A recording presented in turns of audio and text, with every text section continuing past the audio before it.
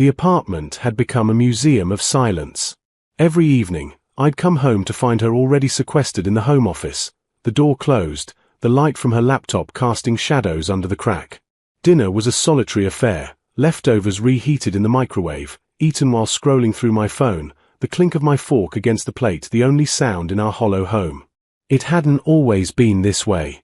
There was a time when she'd greet me at the door, when we'd cook together, when laughter filled these rooms. But somewhere along the line, around the time she started at Morrison and Blake, things shifted. The late nights became later. The warmth in her eyes cooled to indifference. And me. I became furniture, functional, expected, but utterly unremarkable. "Can we talk?" I'd asked one evening, standing in the doorway of her office. She didn't look up from her screen. "I'm swamped. This presentation is due tomorrow." "You're always swamped." "Because I'm trying to build a career. Some of us have ambitions." The words stung more than she probably intended. Or maybe exactly as much as she intended. I closed the door quietly and walked away, another conversation dying before it could begin. The pattern repeated itself for months. I'd reach out, she'd pull back. I'd suggest date night, she'd have a work event. I'd try to discuss our marriage, she'd tell me I was being dramatic. Slowly, imperceptibly, I stopped trying. I filled my evenings with the gym, old friends, hobbies I'd abandoned. I stopped waiting up for her. I stopped asking about her day. If she noticed, she didn't say anything. Then came the email. Subject line, Morrison and Blake Annual Gala, Partners Welcome. I stared at it on my phone screen, already knowing what was coming. Sure enough, that evening she emerged from her office earlier than usual, her expression almost nervous. "So, the firm's having its annual party next Saturday," she said, leaning against the kitchen counter. "It's kind of a big deal. All the partners will be there, and a few potential clients I've been courting." "Okay," I said neutrally, continuing to chop vegetables for my dinner. "I need you to come with me." I looked up at that. "Need?" "Yes, need." She crossed her arms. "It's important for my image. Everyone else brings their spouses. It looks bad if I show up alone, like I can't maintain a stable home life." There it was. Not "I want you there" or "I'd love your company." I was a prop. A accessory to complete her professional costume. "Please," she added, and I could hear the strain in her voice. "Just this once. You don't even have to stay the whole time. Just make an appearance, smile for a few photos, chat with some people." I set down the knife and studied her. Really looked at her for the first time in weeks. She was thinner, dark circles under her eyes poorly concealed by makeup. Her designer blouse was impeccable, but her fingers worried at the hem nervously. For a moment, I almost felt sorry for her. "What's in it for me?" I asked quietly. She blinked. "What?" "You've ignored me for months. Treated me like I'm invisible in my own home. Now you want me to play the doting husband for your colleagues. That's not fair. I've been busy. And I've been here. Waiting. Trying. Until I stopped." I turned back to my vegetables. "But sure, I'll go to your party. I'll even wear a nice suit. I'll smile and be charming." Relief flooded her face. "Thank you. I really—" "I'm not finished," I interrupted. "I'll go, and I'll be perfectly polite. But don't expect me to pretend everything's fine between us. Don't expect me to hover around you all night or play the devoted partner. You want me there for appearances? Fine. But that's all you're getting. Appearances." She opened her mouth, closed it, then nodded stiffly. "Fine. As long as you're there." As she walked back to her office, I wondered if she understood what I was really saying. Probably not. She hadn't been listening to me for a long time. The party was in 6 days. I ordered a new suit online and went back to making dinner for one. The ballroom at the Riverside Hotel was exactly what I expected. Crystal chandeliers, white-clothed tables, and a crowd of people wearing ambition like expensive cologne. She'd been tense the entire drive over, checking her makeup in the visor mirror, adjusting her emerald dress for the dozenth time. "Remember," she said as we pulled into the parking garage, "Mitchell Richardson will be here. He's the senior partner I told you about. And Sarah Kwan from the Chen account. Please be engaging." "I'll be delightful," I assured her, my tone flat enough that she shot me a look.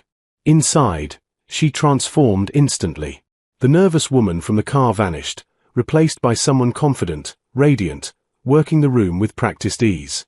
Her hand found my elbow as we entered, a gesture that would have warmed me months ago. Now it felt like a leash. "There's Mitchell." She pulled me toward a silver-haired man holding court near the bar. "Mitchell, so good to see you." The introductions were mechanical. I shook hands, smiled appropriately, laughed at the right moments. I was the perfect husband, for exactly 10 minutes. Then I excused myself. "Getting a drink," I murmured. "You want anything?" "No, I'm fine." She barely looked at me, already deep in conversation about quarterly projections. At the bar, I ordered a whiskey and surveyed the room. That's when I noticed him.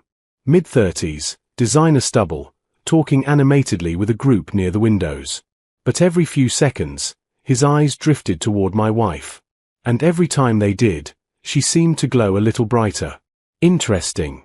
First time at one of these torture sessions. A woman appeared beside me, waving down the bartender. She was petite, sharp-eyed, with a name tag that read Jennifer Torres, marketing director. That obvious.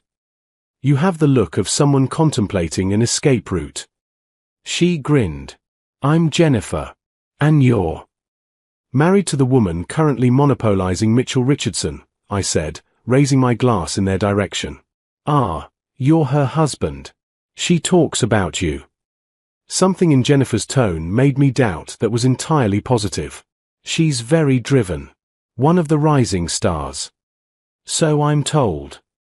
We fell into easy conversation. Jennifer was funny, self-deprecating about her own work struggles, and refreshingly honest about office politics. When another colleague joined us, Tom something, from accounting, the conversation expanded into a comfortable group. I saw my wife glance over once, then twice. The second time, her eyes narrowed slightly when she saw me laughing at something Jennifer said. "Good. Let her wonder." "Your wife looks like she wants to murder me," Jennifer whispered, not unkindly. "Should I be worried?" "Only if you're afraid of someone who's spent the last 3 months treating me like expired milk." Jennifer's eyebrows rose, but she had the grace not to pry. Instead, she introduced me to more people. I discovered I was actually good at this. The mingling, the small talk, the casual networking. Without my wife anchoring me, I was free to be myself. People responded to it. An hour passed. Then another.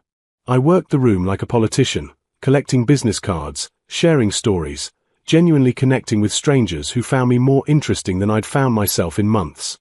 And through it all, I felt her gaze tracking me like a spotlight. Finally, she appeared at my elbow, her smile tight. "Can I talk to you?" "Of course." I excused myself from a conversation about fantasy football and followed her to a quiet corner. "What are you doing?" she hissed. "Mingling. Isn't that what you wanted?" "I wanted you to stay with me, to help me make connections." I tilted my head. "You told me to be engaging. I'm being engaging. Just not exclusively with you." Her jaw tightened. "People are asking where you disappeared to. It looks weird that we're not together." "Does it?" "Because for months, we haven't been together. I'm just making that visible." I kept my voice even, almost kind. "You wanted appearances.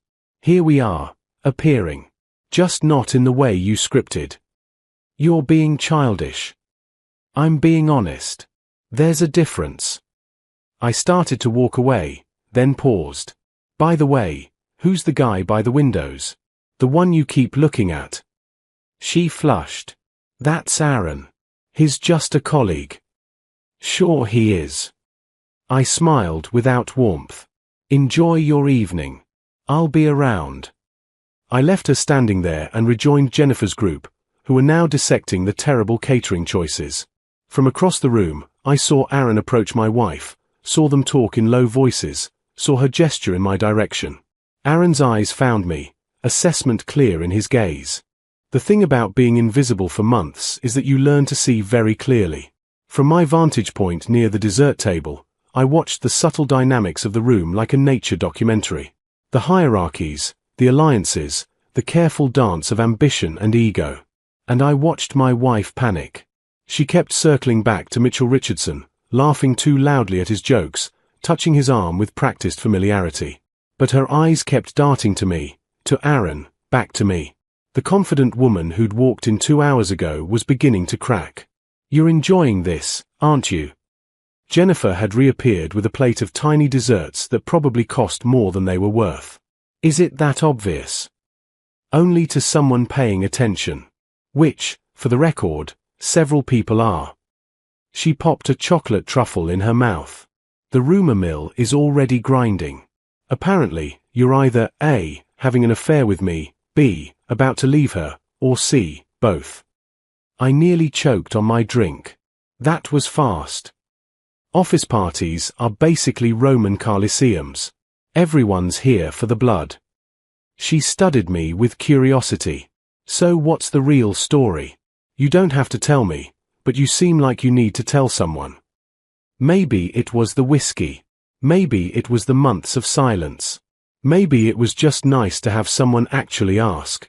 I gave her the abbreviated version, the emotional absence, the dismissal, the slow death of trying. Jennifer listened without judgment. When I finished, she just nodded. "And tonight was supposed to be her reclaiming you as her prized possession for the crowd." "Something like that." "Well, you're certainly not cooperating." She grinned. "I approve. Passive resistance is underrated." Across the room, I saw my wife extract herself from a conversation and make her way toward Aaron. He was alone now, checking his phone. When she approached, he looked up, but his smile was polite, distant. They talked for maybe 30 seconds before he excused himself, leaving her standing alone in the middle of the ballroom. The vulnerability on her face was stark. For a moment, she looked lost, scanning the crowd like she was searching for a lifeline. Her eyes found mine. I raised my glass in a small salute and turned back to Jennifer. "That's cold," Jennifer murmured. "That's fair," I corrected. The evening progressed. I was introduced to a senior partner's wife who shared my love of mystery novels. We spent 20 minutes enthusiastically discussing plot twists and unreliable narrators. I helped an awkward intern navigate a conversation with the CFO. I even ended up in a surprisingly deep discussion about urban planning with Tom from accounting. And through it all, my wife drifted through the party like a ghost, trying to recapture the magic of the evening's beginning and failing. People were polite but distracted. Conversations that should have been golden opportunities fizzled. Aaron avoided her entirely, staying on the opposite side of the room. At one point, Sarah Kwan, the client my wife had mentioned, approached me instead. "You're her husband, right?" Sarah had the direct manner of someone who didn't waste time. "She's been trying to get a meeting with me for weeks." "I've heard." "Tell me something." "She's good at her job, I can see that from the proposal she sent. But is she someone I can trust? Someone who keeps commitments?" The question hung between us, loaded with implications. I could have lied. Could have played the supportive spouse, said all the right things. 6 months ago, I would have. Honestly. I met her gaze. "I don't know anymore. She used to be. But lately, she's been very good at saying what people want to hear and very bad at following through." Sarah nodded slowly. "That's what I thought. Thank you for the honesty." She walked away, and I felt a pang of guilt, quickly suppressed. I'd told the truth. If that damaged my wife's prospects, well, maybe she should have thought about that before treating our marriage like an afterthought. By 10 o'clock, the party was winding down. My wife found me near the coat check, her perfect makeup now showing cracks, her eyes red-rimmed. "We need to leave," she said quietly. "Okay." The car ride was silent for the first 10 minutes. Then, at a red light, she spoke. "You sabotaged me tonight." I kept my eyes on the road. I did exactly what you asked. I showed up. I was polite. I mingled. You ignored me. You made me look bad. No, I said calmly. I stopped making you look good. There's a difference. For months, you've ignored me, dismissed me, treated me like I'm some burden you're stuck with. Tonight, I simply gave you the same energy back. How did it feel? She didn't answer. When I glanced over, tears were streaming down her face, ruining what was left of her mascara. Everyone was talking about us, she whispered. About how distant you were. Sarah Kwan won't return my calls now. Mitchell barely spoke to me after the first hour. And Aaron. What about Aaron? She covered her face with her hands. He avoided me all night. He wouldn't even look at me. Maybe he's not interested in someone whose marriage is clearly falling apart, I suggested. Or maybe he's just not that into you. That's cruel. That's honest. I pulled into our apartment complex. You wanted me there as a prop. But props don't have feelings. I do. And mine are exhausted. She didn't sleep that night. I heard her pacing in the living room, the soft sound of crying, the even softer sound of ice cubes in a glass. Around 3 a.m, our bedroom door creaked open. Are you awake?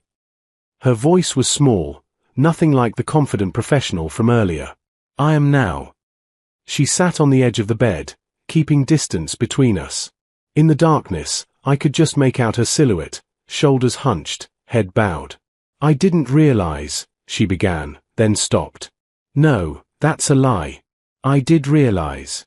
I just didn't think that you'd actually. Stop trying. I finished for her. Yes. The word was barely audible. You've always been there. Always patient. Always understanding. I thought that's just how you were. How we were. I sat up, switched on the bedside lamp. She looked terrible, eyes swollen, hair disheveled, still wearing the emerald dress that had looked so perfect hours ago. Now it just looked expensive and uncomfortable. Tell me about Aaron, I said. She flinched. There's nothing to tell. Don't lie to me. Not now. You've been emotionally checked out of this marriage for months, and tonight you looked at him the way you used to look at me. So tell me the truth. She was quiet for a long time. Then, slowly, she spoke. He's a senior associate. Smart, ambitious, funny. We worked late together a lot.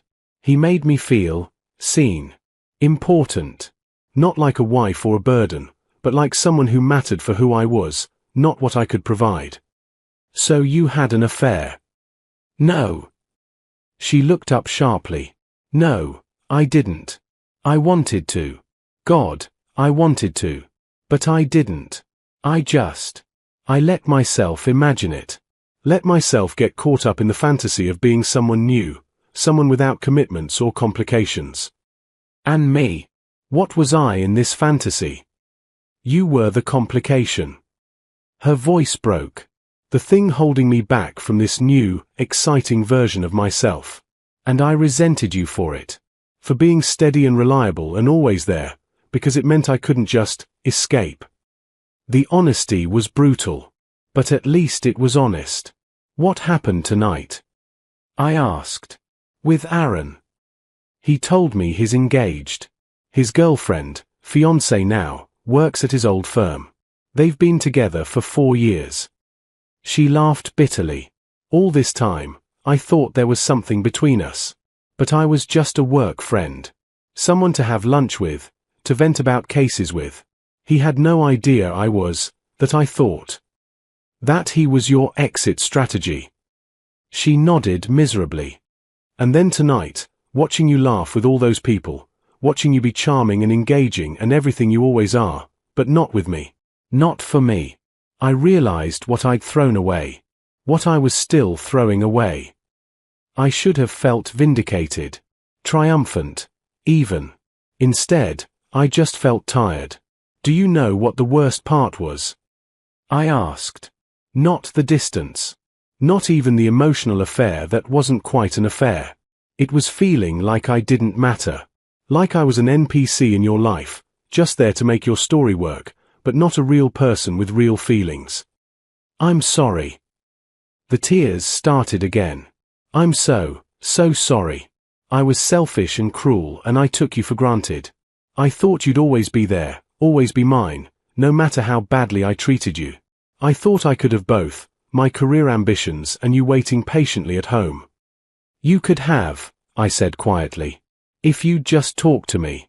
If you'd included me instead of shutting me out. I never wanted to hold you back. I wanted to be your partner, not your obstacle. I know that now. I know that. Too late.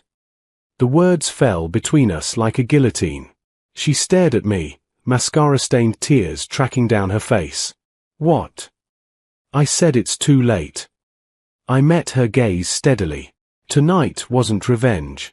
It wasn't some calculated punishment. It was me realizing that I don't want to be married to someone who only values me when they think they're losing me. I don't want to spend my life waiting for you to remember I exist. Please. She reached for my hand. I let her take it, but I didn't squeeze back. Please, don't do this. I'll change. I'll make time. We can go to counseling. You'll what? Make promises you can't keep? Again. I pulled my hand away gently. I watched you tonight. Really watched you. And I realized something. You weren't upset because our marriage is falling apart. You were upset because it made you look bad in front of your colleagues. Because Aaron wasn't interested. Because your carefully constructed image cracked. That's not fair. Isn't it? When did you come to me tonight? After the party ended and your professional night was ruined. Not when you saw me laughing with Jennifer. Not when you realized I wasn't playing the role you assigned me. Only when it finally impacted you. She couldn't argue because we both knew it was true. I do love you, she whispered. I know I haven't shown it, but I do. Maybe you do. But love isn't enough when it's not accompanied by respect, by consideration, by actually seeing your partner as a person. I stood up, grabbed my pillow. I'm sleeping on the couch. Tomorrow, we can talk about what comes next. But right now, I need space. Don't go. Her voice was desperate. Please, just stay. Just talk to me. I paused at the doorway. That's all I wanted for months. For you to stay. To talk to me. Now you know how it feels. Sunlight streamed through the living room windows, harsh and unforgiving. I woke to find her sitting in the armchair across from the couch, still in that emerald dress, watching me sleep. How long she'd been there, I couldn't say. I've been thinking, she said when she saw my eyes open. All night. About everything you said. About everything I've done. I sat up, my neck protesting the awkward angle of the couch. And? You're right. About all of it. Her voice was hoarse from crying, from lack of sleep. I've been terrible. Selfish. I convinced myself my career was the most important thing, that everything else, everyone else, should just accommodate that. Including you. Why? It was a simple question, but one I'd never really gotten an answer to. Why did I become the enemy? She drew her knees up, hugging them like a child. Because you were safe. Because I knew, no matter how badly I treated you, you'd still be there. You became the place I could be my worst self because you loved me enough to take it. She laughed bitterly. God, that sounds even more horrible out loud. It does. My mother did the same thing to my father, she continued quietly. Worked all the time, made him the low priority, took him for granted. And he stayed. For 30 years, he stayed, and she just kept taking and taking until there was nothing left of him but resentment and silence. I swore I'd never be like her. And yet. She looked at me with raw honesty. Somewhere along the way, I became exactly what I feared. The difference is, you're not my father. You're not going to stay and slowly dissolve into bitterness. I stood, walked to the window. Our apartment overlooked a small park where early morning joggers were already out, starting their days with purpose and energy. Everything out there seemed so normal, so far removed from the wreckage of our marriage. "I don't want a divorce," I said finally. "Not really. But I also can't go back to how things were." "I'm not asking you to." She stood, came to stand beside me, close, but not touching. "I'm asking for a chance to do better. To actually be your partner, not your burden or your burden bearer." Words are easy at 5 in the morning when you're terrified of being alone. "They are," she agreed. "Which is why I'm not just offering words." She pulled out her phone, showed me her screen. It was an email, time-stamped 4:47 a.m., to her boss. "I'm requesting a transfer to a different department. One with regular hours. No more late nights, no more weekend emergencies. I also turned down the senior associate position I've been gunning for." I stared at the email. "You can't do that. You've worked so hard." "For what?" she interrupted. "To impress colleagues who barely know my name? To chase a partnership that would consume what's left of my life? Last night, I had everything I thought I wanted within reach. And all I could think about was how empty it felt without you actually being there with me, not just next to me." One email doesn't fix months of neglect. I know it doesn't.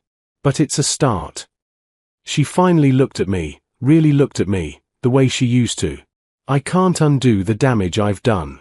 I can't give you back the months of loneliness and feeling invisible. But I can promise to spend however long it takes trying to make it right. If you'll let me." I wanted to believe her. God, part of me desperately wanted to believe her. But another part, the part that had been hurt and dismissed and forgotten, was screaming warnings. "I need to see it," I said carefully. "Not promises. Not grand gestures. Just consistent, daily proof that I matter to you. That we matter to you." "Okay." She nodded. "Okay. What do you need?" "Therapy. For both of us, together and separately. I need you to actually show up for it, not cancel because of work emergencies." "Done." "I need actual conversations. About your day, about mine, about us. Not just logistics and scheduling, but real connection." "Yes." "And I need you to understand that rebuilding trust takes time. I'm not going to just flip a switch and go back to being the devoted husband who waits patiently while you build your empire. If you fall back into old patterns, I'm done. No second chances after this one." She nodded, tears streaming down her face again.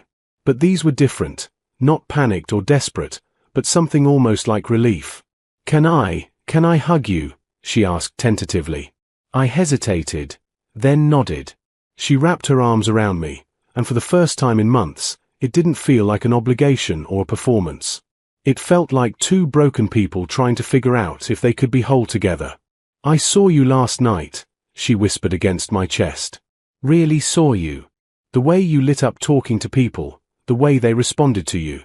You were magnificent. And I realized I've been so busy chasing my own dreams that I forgot to see yours. Forgot to see you." "I almost forgot too," I admitted. "Last night reminded me that I'm more than just your husband. I'm a person. And I deserve to be treated like one." "You do. You absolutely do." We stood there as the sun rose higher, neither of us willing to let go first. Eventually, she pulled back. "I should shower. Change out of this dress. Maybe sleep for a few hours." "Okay. And then maybe we could get breakfast. Somewhere nice. And just talk. Really talk." I considered her carefully. The makeup-smudged face, the rumpled designer dress, the vulnerability in her eyes, it was all real. Whether it would last, I couldn't know. But maybe it was worth finding out. "Breakfast sounds good," I said. 3 months later, we were sitting in a different restaurant, not fancy, just our neighborhood diner, splitting an omelette and arguing good-naturedly about whether pineapple belonged on pizza. Her phone buzzed. She glanced at it, then turned it face down on the table. "Work?" I asked.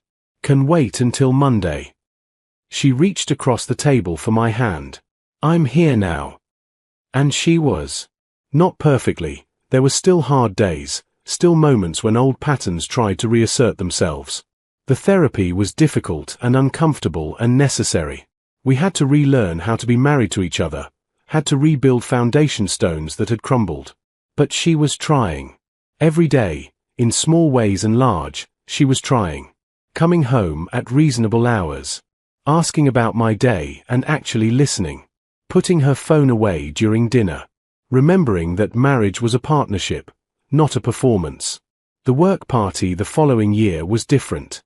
We arrived together and stayed together, not because she needed me as a prop, but because we genuinely wanted to be there as a unit.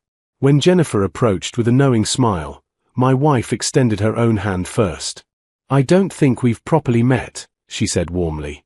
I'm his wife. Thank you for being kind to him when I wasn't. Jennifer blinked in surprise, then shook her hand. Everyone deserves kindness. I'm glad you figured that out. Later, as we danced to some forgettable pop song, she rested her head on my shoulder. Do you forgive me? She asked quietly. Really? I'm working on it, I answered honestly.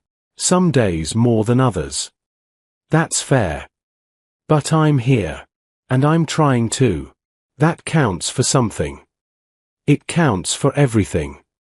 The truth was, we'd never be the couple we were before. That version of us had died somewhere in those months of silence and neglect. But maybe, just maybe, we were building something better, something more honest, more resilient, more real. And if that meant remembering the party where everything broke open, where I'd returned the energy she'd given me and watched her world crack apart, well, maybe that was a memory worth keeping. Not as a weapon or a reminder of pain, but as a marker of where we'd been and how far we'd come. I love you, she said. I know, I replied. And slowly, carefully, I was learning to believe it again. The song ended. The party continued. And we stayed, together, not because we had to, but because we chose to. Every day, we chose to. And that made all the difference.